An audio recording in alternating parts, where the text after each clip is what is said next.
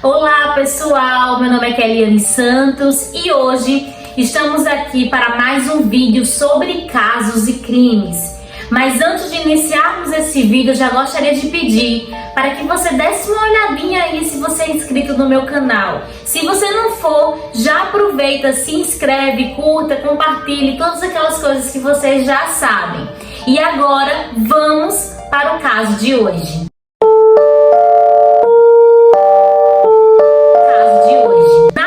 No dia 17 de maio de 1942, em Chicago, Estados Unidos, John Wayne Gacy Jr., ele e seus irmãos na infância sofriam muitos abusos, tanto físico como psicológico.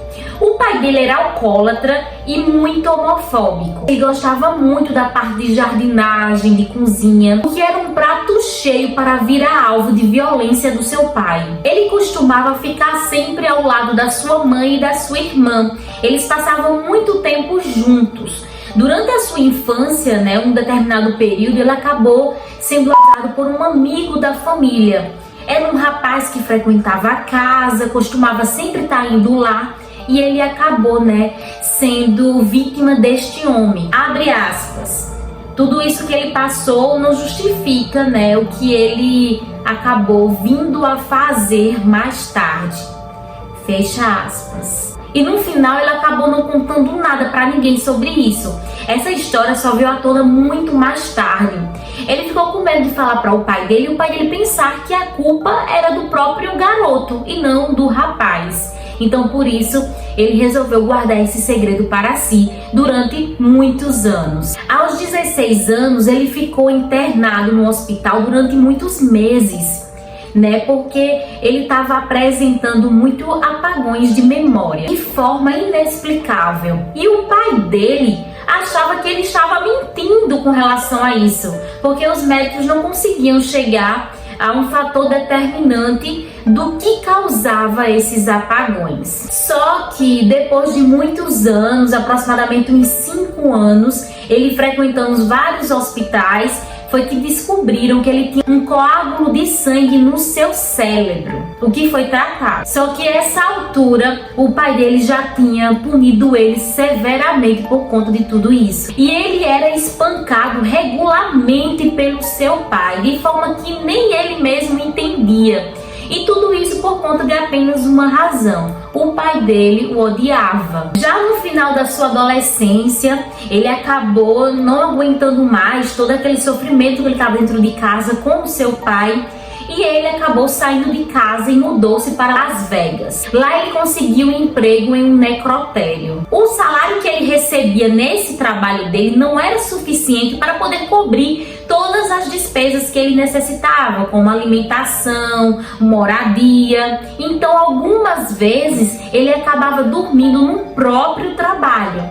E foi em uma dessas noites que ele acabou cometendo necrofilia com o cadáver de um adolescente morto. Logo depois que tudo isso aconteceu, ele saiu desse emprego e aos 22 anos ele conheceu uma mulher chamada Marilyn, casou-se com ela e desse casamento ele acabou tendo 2 filhos.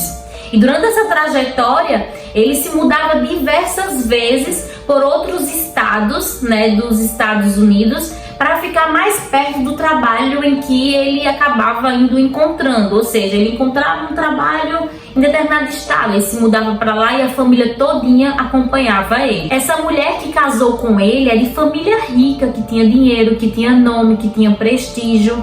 Com isso, ele acabou até conseguindo bons empregos, se tornou uma pessoa muito influente. Só que a vida que parecia ser perfeita, da família perfeita, ele, a esposa e os 2 filhos, não durou tanto tempo assim, porque ele começou a se envolver com drogas, com bebidas, com festas. E ele saía para essas festas, convidava vários jovens, rapazes, homens. Então ele falava coisas com um tom de duplo sentido para poder fazer com que os jovens caíssem na dele. Então, aquele que caísse, talvez, ele chamaria para alguma coisa a mais depois daquele local onde eles estavam. Só que quando isso não acontecia, ele falava: ah, não, era só uma brincadeira, tava brincando. Então ele jogava aquela verde, quando o jovem caía, aí sim ele ia e tal, levava a pessoa para determinados locais. Então quando ele percebia que o jovem não gostou do que ele falava, então naquele momento ele acabava cortando e falava que era apenas uma brincadeira e que não tinha nada demais e tal, e ficava por aquilo mesmo. Desde jovem já, né, da sua adolescência, ele sentia uma certa atração por meninos. Então o pai dele, que era muito homofóbico, via o filho cozinhando, trabalhando em jardinagem, nisso, naquilo outro, que era coisas mais assim, que mulheres faziam, acabou fazendo com que ele se irritasse ainda mais com o filho e agredisse ele ainda mais. Então ele reprimiu aquilo para ele. Ele casou, né, teve filhos, teve uma família, mas aquele desejo dele interno de atração por homens ainda continuava dentro dele. E a coisa cada vez mais foi ficando fora do controle. Na sua casa, lá no porão, ele tinha um bar. E nesse bar era onde ele chamava alguns meninos para poder assistir filmes e dormir. Em um desses episódios, Grace convidou um rapaz, um jovem, que era filho de um amigo dele, para ir até a casa dele, né, nesse porão, nesse bar que ele tinha, para assistir alguns filmes, conversar e beber, e assim fez. O menino aceitou o convite, foi até a casa dele e eles dois ficaram lá de boas. O Grace acabou dando bastante bebida para ele aceitou as bebidas. Então ele tentou seduzir o garoto. Só que o garoto ele não gostou. Ele não foi como outros, né, que já aconteceu lá neste local da casa dele. Ele não gostou nada disso, ele ficou com muita raiva, ele ficou furioso, ele não aceitou essa situação, não aceitou as investidas de Grace, ofereceu dinheiro para o rapaz, para que o rapaz ficasse quieto, se calasse e não contasse para ninguém o que tinha acontecido ali. Mas aí ele foi para casa, contou para o pai dele denunciou na polícia e Grace foi condenado a 10 anos de prisão por conta de assédio sexual. E a esposa de Grace ficou muito envergonhada com toda essa situação. Então depois disso ela pediu o divórcio, foi embora para o outro estado, levou os filhos e a partir de então ele não viu mais os filhos depois de tudo isso. Na prisão, Grace ele tinha um ótimo comportamento. Ele conversava com todo mundo, se dava bem nas atividades diárias. Ele chegou até a trabalhar na cozinha. Então na cozinha ele tinha um respeito muito grande dos outros presos. Porque se por um acaso ele não gostasse de alguém, ele servia uma comida não tão boa assim. Até porque lá tinha que comer o que dessem na cozinha, né? O que eles faziam. Não tinha como você escolher: eu quero comer aquilo outro, não. Então por isso que ele ainda era mais respeitado, porque as pessoas dependiam muito desse trabalho dele lá dentro da prisão. Só que o que era 10 anos de prisão, ele acabou ficando apenas 18 meses e ganhou liberdade condicional por conta do seu ótimo comportamento. Quando ele saiu da prisão, ele voltou para Chicago e passou um tempo na casa com a sua mãe. Aí ele começou a trabalhar em algumas empresas dessas de fast food e com isso ele acabou se ressocializando muito bem. Um ano após ele ter saído da prisão, ele foi acusado por estupro novamente.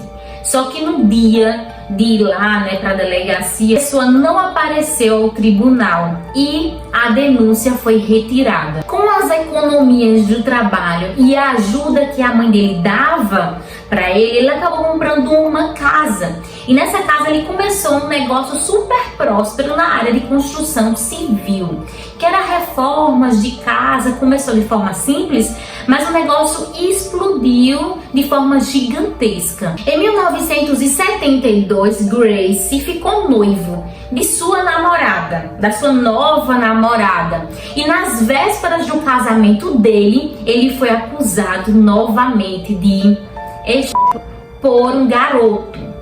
Só que dessa vez ele conseguiu subornar esse garoto e as acusações foram retiradas.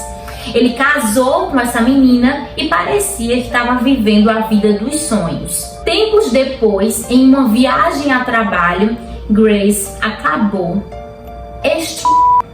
um colega de trabalho dele. Só que esse colega de trabalho, ele não denunciou, mas deu uma surra muito grande. A imagem de Grace não estava tão legal assim. Então, para poder reverter toda essa situação dele, ele acabou entrando no grupo beneficente. Esse grupo fazia várias ações em hospitais, em creches, festas de aniversário. E ele de primeira acabou se identificando muito com tudo isso. Até fez um personagem para si, chamando-se o Palhaço Pogo. Ele também era um católico praticante, ele era muito ativo na Associação dos Moradores, fazia parte de um grupo de voluntários da Defesa Civil, chegou até a ganhar um prêmio como o Homem do Ano. Ou seja, ele era muito influente ali na região onde ele morava. Depois de um tempo, ele passou a convidar novamente homens para irem à garagem da sua casa. Dessa vez era na garagem. E eram adolescentes. Só que sua esposa começou a desconfiar e ficava fazendo várias perguntas. Ele dizia que eram jovens da igreja, filhos de seus amigos, que queriam para lá só para conversar com um homem de sucesso e aprender técnicas de futuro. Não satisfeita, a esposa resolveu fazer uma visita nessa garagem dele. E lá ela encontrou várias revistas de pornografia gay. Quando ele foi confrontado pela esposa, ele acabou confessando para ela que ele era bissexual e que a partir daquele momento ele não ia ter mais relações com a própria esposa. Então, depois daquele instante, ela pediu divórcio. A saída da esposa de casa, as visitas de homens e garotos tornaram-se cada vez mais frequentes, já que não tinha ela para poder impedir essas visitas. Ela acabava levando cada vez mais pessoas para a sua casa. Entre eles tinha um rapaz de apenas 15 anos de idade. Nessa noite, eles acabaram fazendo coisas. Só que quando foi pela manhã, Grace estava dormindo na cama e esse rapaz chegou bem pertinho dele. E quando esse rapaz chegou bem perto dele, o rapaz estava com uma faca na mão. E o Grace acordou muito assustado. Então ele pegou a faca, deu vários golpes num garoto que morreu naquele mesmo instante. E durante o momento em que ele estava esfaqueando o rapaz, ele sentia prazer naquilo, o que era muito, muito estranho. Só que quando ele chegou na cozinha, ele percebeu que estava todo um café da manhã na mesa esperando por ele, aguardando por ele. Então foi aí que ele viu que o rapaz ele não queria fazer nada com Grace, ele queria apenas chamá-lo para tomar café da manhã. E essa foi a primeira pessoa que ele matou. Pelos próximos 2 anos, Grace acabou sofisticando seu modo operandi. Como é que ele fazia? Ele atraía os jovens até a sua casa com a proposta de emprego. Como ele trabalhava no ramo da construção civil, ele podia sim empregar algumas pessoas. Então, ele chamava as pessoas para poder fazer entrevistas em sua casa. Quando chegava até a sua casa, ele imediatamente algemava o rapaz e acabava fazendo várias e várias coisas com ele, tudo o que queria. Depois que matava, arrastava o corpo até o quintal da sua casa e enterrava. Depois de um determinado garoto ser violado dentro da casa dele, ele implorou para que Grace pudesse matar ele logo de uma vez. E Grace fez o contrário, ele acabou liberando o menino. Quando o menino foi solto, o menino ligou imediatamente para a polícia. E a polícia foi até a casa dele. Quando chegou lá, ele falou que tudo foi consentido e que o rapaz era tipo um escravo sexual dele, do Grace. A polícia simplesmente acreditou na versão do empresário e o liberou, como se nada tivesse acontecido. E era assim. Até porque Grace, como eu havia dito anteriormente, ele era muito popular dentro da cidade. Então, as pessoas naquela época não queriam bater de frente com ele. Os policiais não queriam bater de frente com ele. Então, via aquilo como se, tá, ele falou isso, tá certo, tá bom, tá ok, e acaba por isso mesmo. A essa altura, Grace ele já tinha se tornado um verdadeiro SK. Nisso, vários jovens começaram a desaparecer misteriosamente da cidade. E toda vez que as famílias iam até a delegacia para denunciar o desaparecimento de seus filhos, elas falavam que os rapazes tinham saído para fazer uma entrevista com Grace. E a polícia ia até a casa dele e eles sempre jogavam uma conversa. Não, eles não chegaram até aqui, ou eles vieram depois saíram, não aconteceu nada. E a conversa dele parecia até bem convincente para todo mundo. Só que a polícia já estava começando a desconfiar. Só que ela estava começando a desconfiar tarde demais, porque já tinha sido falado tanto com relação a isso, já chegou tantos depoimentos dentro da delegacia, mas ninguém tinha feito nada. Porque um homem muito influente da cidade e as pessoas tinham medo de confrontá-lo. Então, as pessoas ao redor estavam satisfeitas com a conversa que ele dava. Ele falava, eu não tenho tempo para essas coisas, eu sou um homem que trabalho na igreja, eu tenho vários trabalhos sociais. Ele ficava colocando essa questão do trabalho social como forma de escudo, para que ele não fosse o SK que as pessoas estavam dizendo que ele era. E a polícia começou ali a segui-lo. Para vocês terem uma ideia, a parte de baixo da casa dele, onde ele colocava os corpos, já não estava mais cabendo. Então o que ele fez? As próximas vítimas ele estava levando para o rio. Isso teve aquele rapaz, aquele jovem que foi liberado por Grace da sua casa. Então ele sempre falava o que ele tinha feito com ele.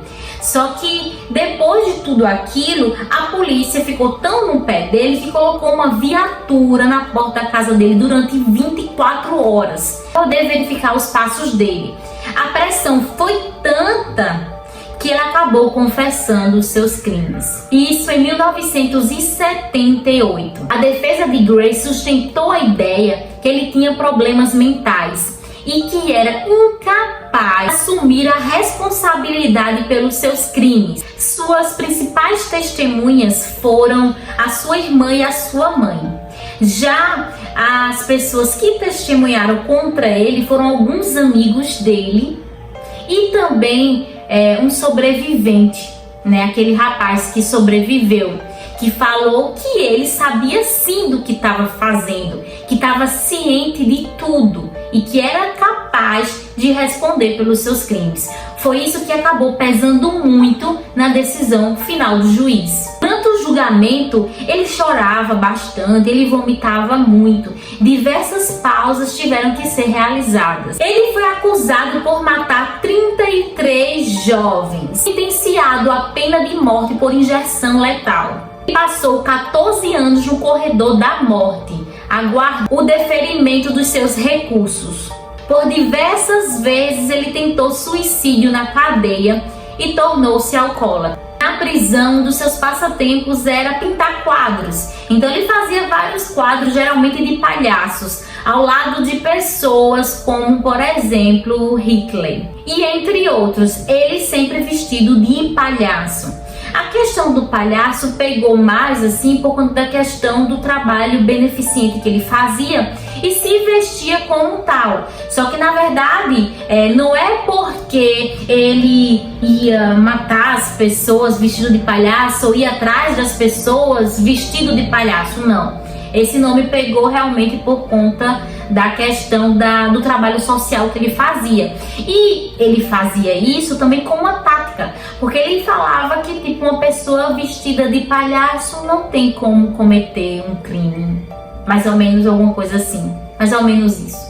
E essas pinturas que ele fazia, teve algumas que chegaram a ser vendidas por até $20.000. A execução dele estava marcada para o dia 10 de maio de 1994. A população estava toda ansiosa aguardando esse momento e a imprensa estava cobrindo tudo em tempo real. Sua última refeição foi frango frito, camarão, batatas fritas e morangos frescos. Nesse dia estava com ele seus familiares e alguns poucos amigos. Retiraram às 9 horas da noite. Ele deitou na maca e recebeu a injeção letal. E as suas últimas palavras foram "Kick my ass". Bom, pessoal, esse foi o caso de hoje. Muito obrigada por você ter chegado até aqui. Dá uma olhadinha se você é inscrito no meu canal. Se não for, já se inscreve rapidinho. Até uma próxima e tchau, tchau!